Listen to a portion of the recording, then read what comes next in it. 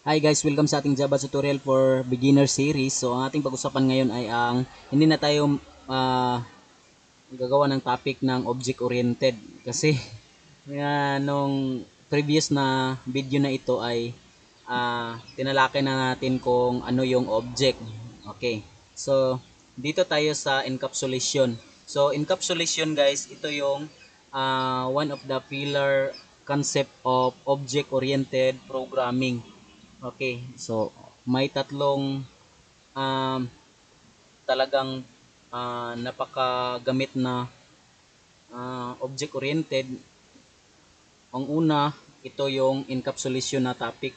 Ito yung concept ng object-oriented na encapsulation. Pangalawa, polymorphism, and pangatlo, yung inheritance. So, ito yung tatlo yung pillar of object-oriented programming. Okay. So, sa akin, nating tatalakayin, ito yung sa akin lang pwede naman kayong umagri at saka pwede namang hindi. Pero sa halimbawa ko nito ay ito yung benefits of encapsulation. So, ito lang yung topic na ating talakayin at magawa ako ng example kung paano ba ito yung benefits, kung ano ba talaga yung benefits. Makikita ninyo yung benefits na ang encapsulation ayon sa aking example. For example, okay, reusable. So, sa reusable, kung tingnan mo yung previous na topic ko, yung access modifier, so makikita ninyo yung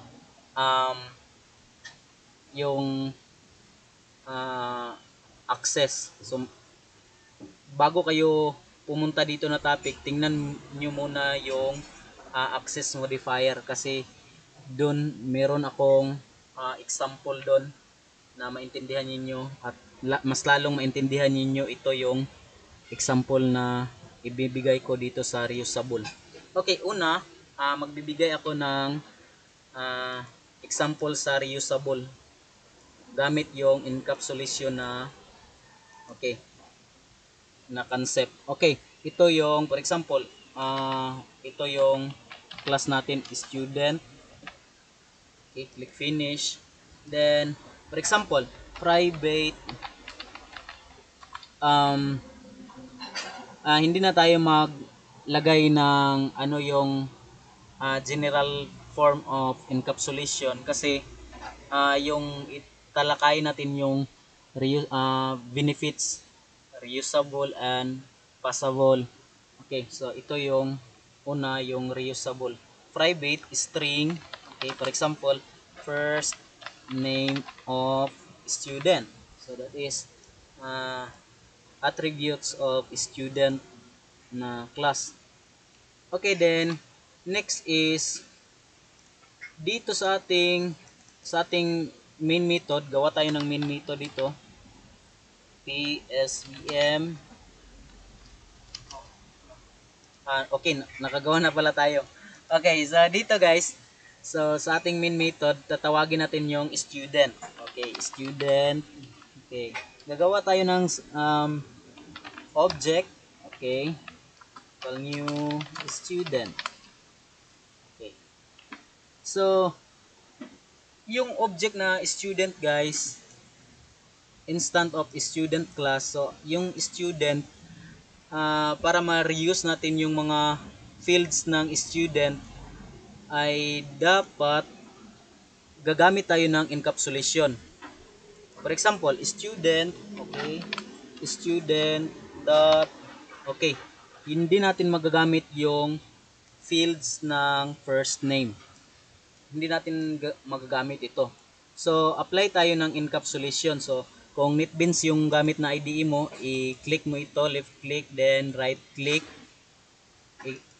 Okay, baka malilito kayo. I-click niyo itong variable na ito, right, left click, then right click, then punta kayo sa refactor, then punta kayo sa encapsulate. So, ito na yun. Encapsulate fields. So, i-click natin. Ito na yung ginagamit natin na encapsulation na okay.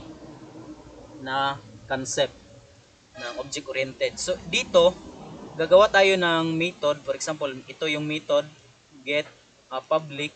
Okay, accessible na siya. Then, string. So, meron siyang return type na first name. So, then dito, ito yung tatawagin natin na method para makuha natin yung value ng first name.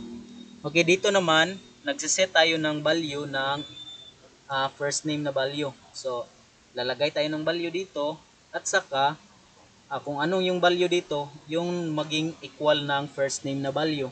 So, punta tayo dito um, sa ating main class na encapsulation, then set name. So, dito na guys, magagamit na natin yung variable na first name. Kasi dito, ginagamit na dito.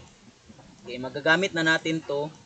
Okay, ma-reuse natin tong variable na ito.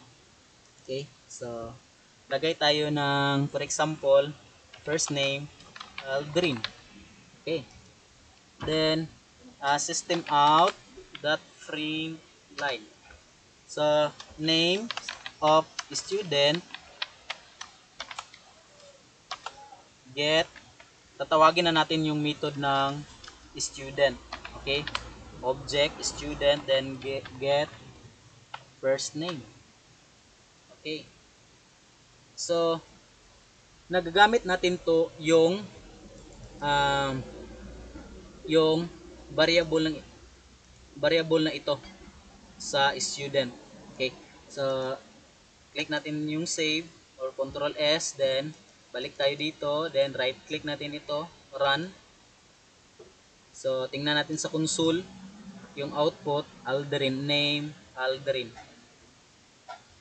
Okay, ito na yung value. So napakinabangan natin um, yung yung variable na ito sa student na private. Pero sa access, hindi natin talaga ma-access yung student. Ma-reuse lang natin gamit yung encapsulation. So yung first name, okay, hindi natin ma-access. Only ma-access lang natin yung set name and get name dahil naka-public kasi sila. Okay? Natin. Okay, public sila. So, tapos na tayo sa reusable. Yun yung isang benefits ng encapsulation. The next is passable. So, okay. Ito. Ito yung mahirap sa isa na concept. Okay? So, pass niya yung, makikita ninyo dito guys, yung value na Aldrin, pass niya dito sa set name na method. So, press control, then left click. Okay? So, ito yung method ng student. So, may karira guys, sorry na. Okay, pasensya na kayo, may karira dito. Okay, so sa first, set first name, merong method, then parameter. So, na-pass niya yung data dito na Aldrin, then dito yung Aldrin na value dito, equal niya sa first name. So, ito na yung value ng first name ay okay. So, Aldrin. Then, tinawag natin yung method na get first name. So, yung value nito ay i-return niya ito sa yung get first name sa value na ito, which is Aldrin. Okay? So, save. Yun yung passing variable. So, for example, okay, dito na. Zoom out na ko muna. Okay, dito, gawa tayo ng isang package para mas maintindihan niyo yung iba yung package na yun. Okay, ito yung package para sa source. So, for example, gawa tayo ng GUI. Okay. Then, dito, for example, gawa tayo ng class. Okay, for example, frame na ito yung frame ng ano, student. Okay, student. Then gawa tayo ng isa pang package. Ito yung for example, output. For example, print. Okay, print package. Dito naman yung print. For example, print. Okay, for example, student. So dito guys, delete muna natin tong ito. Okay. So passable. So ganito yung magiging um, magiging ano, close sa ating program. So dito, gagawa tayo ng method public. Ipapas natin yung name. Public void. For example, our method add sa ating frame may student. So ano bang yung method na dapat gawin natin? So mag-add tayo ng student. Okay? Palalim na ito guys.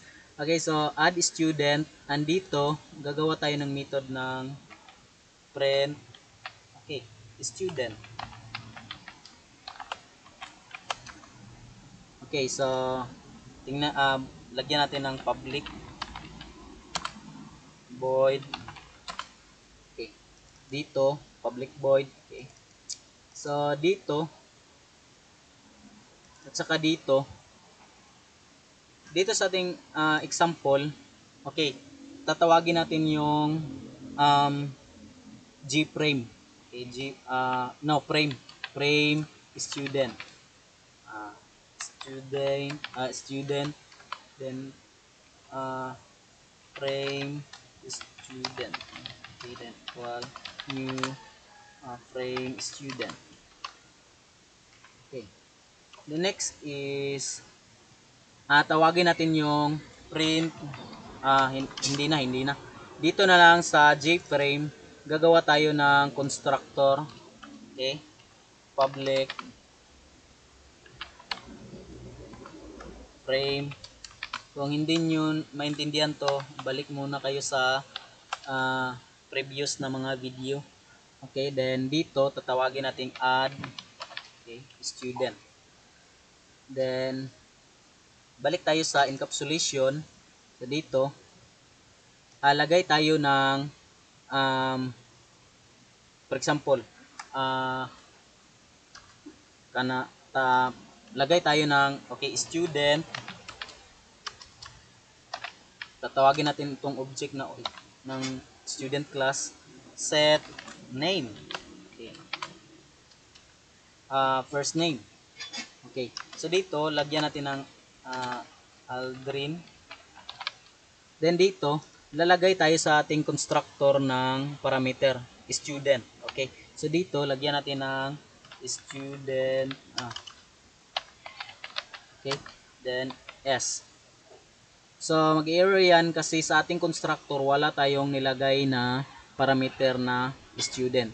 Okay, so balik tayo dito sa frame na student. So lagyan natin ng for example, anong package yun?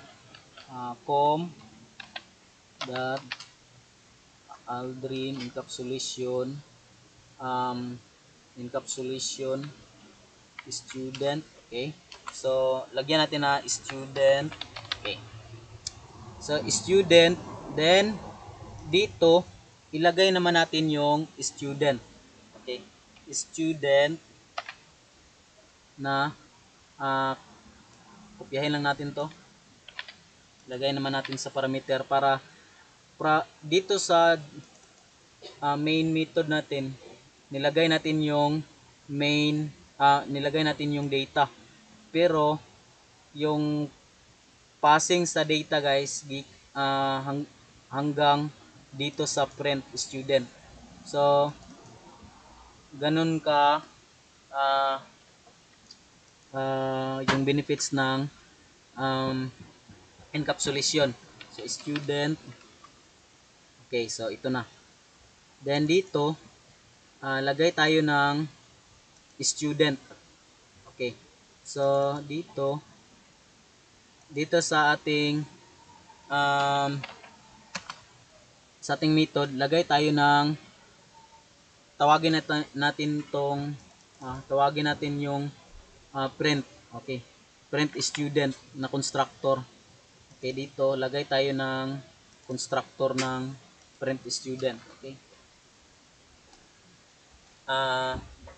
Okay. Print student na method. Okay, so dito tatawagin natin yung print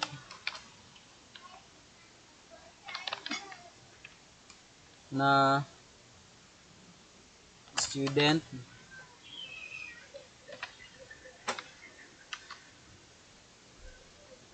Okay, gawa na pala tayo.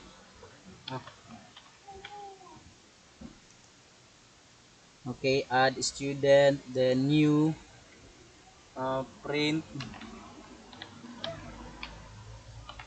student. Okay, bakit print student. Okay, dito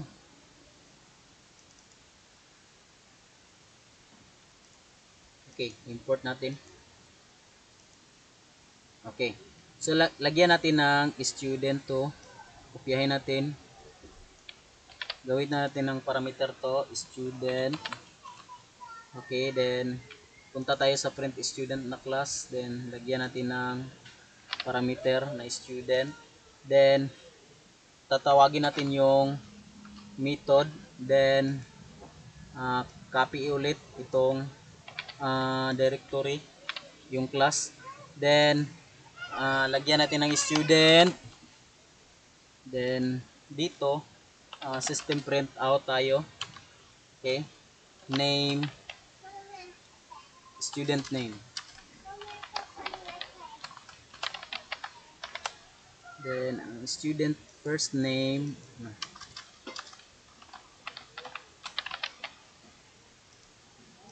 then concat natin yung kay student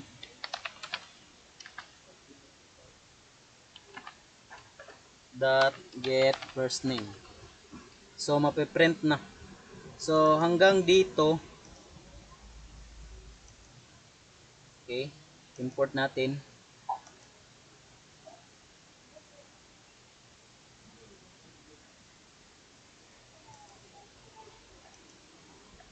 Bakit?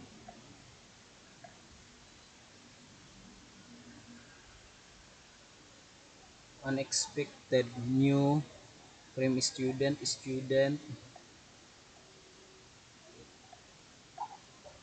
Okay. Bakit? Tama naman. Unexpected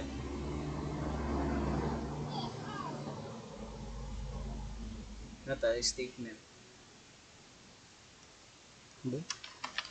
Okay. Okay, ito na. Okay, frame student. So, try nating run. So, yung Aldrin na object sa student, i-pass niya yung object dito, nagiging parameter. Yung laman ng object na data ay madadala niya lahat dito sa object. So, send niya sa constructor ng frame student. So, kung NetBeans IDE yung gamit mo, press yung control, then enter, then ito yung constructor. Yung constructor tumutukoy naman sa pwede namang constructor direksyon ng frame student, pero yung method pinasa ko sa dito sa method na ito. So yung student na object ay dito pupunta sa method na ito. So yung method na ito tatawag ng constructor ng friend student. Then control press. Then ito na yung constructor. Yung laman ng statement ng constructor ng print student ay ito na method. So yung method niya ay print first name. So plus kung ano yung nilagay natin dito, ito yung i-display niya. So right click, run, then select main class. So kung baka nagtaka kayo dito guys, so pakiwatch yung first na video ko para malaman ninyo build by Maven to. Then click that main class, then run. Yung output natin ay ito, student first name Aldrin. So pass niya yung object dito sa frame student hanggang dito sa print student na class. Okay, I hope na naintindihan nyo ito guys. So maraming salamat sa inyong panonood. Huwag niyong kalimutan pag-like at pag-subscribe. Maraming salamat. So sa susunod, i-discuss ko yung encapsulation. Ano, encapsulation? Hindi, yung inheritance na object oriented. So maraming salamat. See you next video.